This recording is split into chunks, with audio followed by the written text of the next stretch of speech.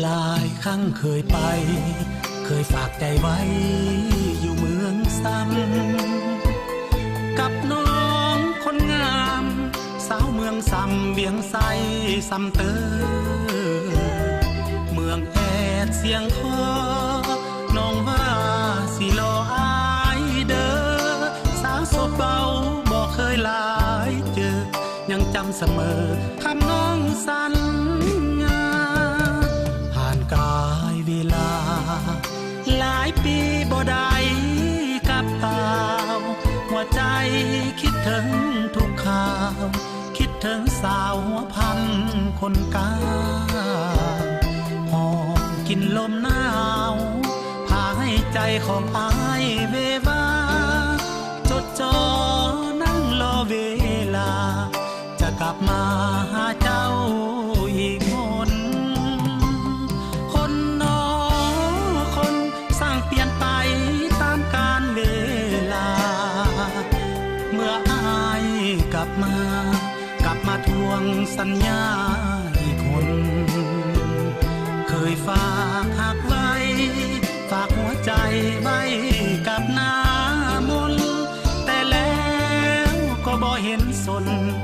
โอ้คนสร้างมาแปรพัน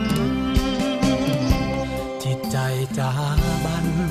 อายยืนสั่นอยู่ข้างหน่วยแก้วหมดหวังเสียแล้วบ่มีคำตอบจากสาวหัวพันใจที่เคยฝากไอ้ขอเอาคืนแล้วกันขึ้นรถเมล์กลับคืนเวียงจันทร์จากสาวหัวพันด้วยความเศร้าหมอง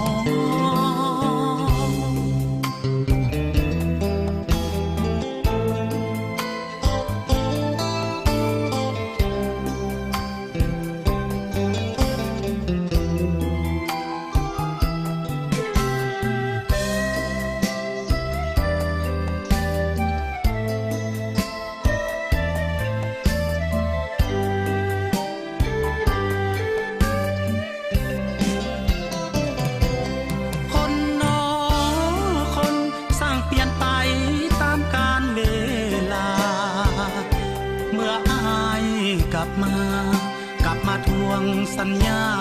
อีกคนเคยฝากหักไว้ฝากหัวใจไว้กับหน้ามนแต่แล้วก็บ่เห็นสนโอ้คนสร้างมาแปรพันจิตใจจาบันอายยืนสั่นอยู่ข้างหน่วยแก้วหมดหวังเสียแล้วบ่มีคำตอบจากสาวหัวพันใจที่เคยฝากไอ้ขอเอาคืนแล้วกันขึ้นรถเมล์กลับคืนเวียงจันทร์จากสาวหัวพัน